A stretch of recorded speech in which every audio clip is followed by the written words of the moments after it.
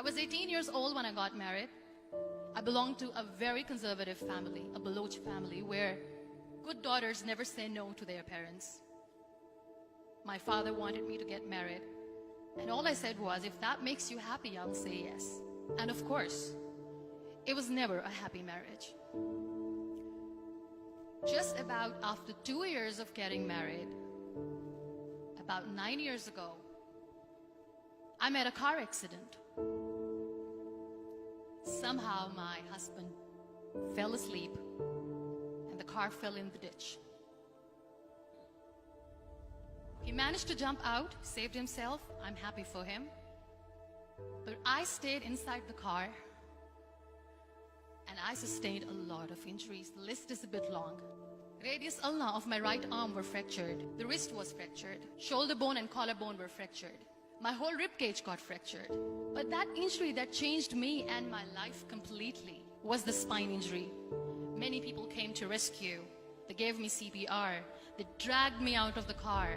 And while they were dragging me out, I got the complete transection of my spinal cord. Those 2.5 months in the hospital were dreadful. I was at the verge of despair. One day, doctor came to me and he said, well, I heard that you wanted to be an artist, but you ended up being a housewife. I have a bad news for you. You won't be able to paint again. Next day, doctor came to me and said, your spine injury is so bad, you won't be able to walk again. I took a deep breath and I said, it's all right. Next day, doctor came to me and said, because of your spine injury and the fixation that you have in your back, you won't be able to give birth to a child again. That day, I was devastated. I started to question my existence. Why am I even alive? So what kept me going was, one day I asked my brothers, I know I have a deformed hand, but I'm tired of looking at these white walls in the hospital and wearing these white scrubs.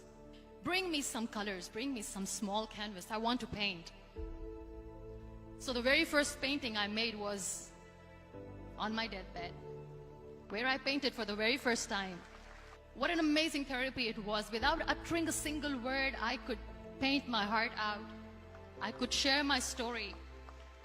People used to come and say, what lovely painting, so much color. Nobody could see the grief in it. Only I could. And that day I decided that I'm going to live life for myself. I am not going to be that perfect person for someone. I am just going to take this moment and I will make it perfect for myself. That I'm going to fight my fears. So I wrote down one by one all those fears. And I decided that I'm going to overcome these fears one at a time. You know what was my biggest fear? Divorce. But the day I decided that this is nothing but my fear, I liberated myself by setting him free.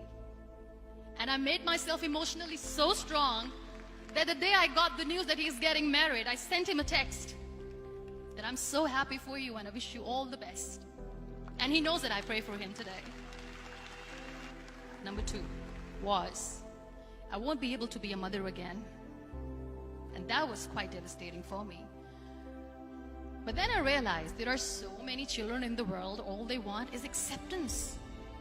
So there is no point of crying, just go and adopt one. And that's what I did.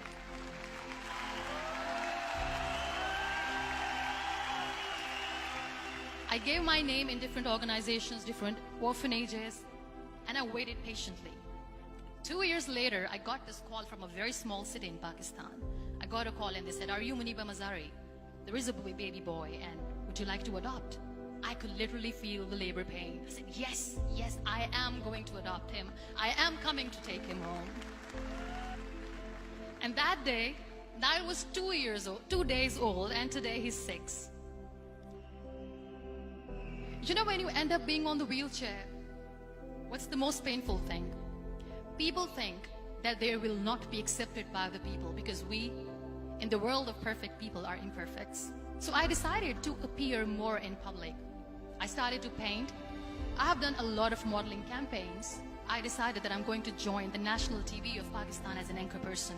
I became the National Goodwill Ambassador for UN Women Pakistan, and now I speak for the rights of women, children. I was featured in BBC 100 Women for 2015. I'm one of the Forbes 30 under 30 for 2016. So when you accept yourself the way you are, the world recognizes you. It all starts from within. We have this amazing fantasy about life. This is how things should work. This is my plan. It should go as per my plan. If that doesn't happen, we give up. I never wanted to be on the wheelchair. Never thought of being on the wheelchair. This life is a test and a trial, and tests are never supposed to be easy. So when you are expecting ease from life, and life gives you lemons, then you make the lemonade, and then do not blame life for that. It is okay to be scared. It is okay to cry. Everything is okay, but giving up should not be an option. They always say that failure is not an option. Failure should be an option, because when you fail, you get up, and then you fail, and then you get up, and that keeps you going.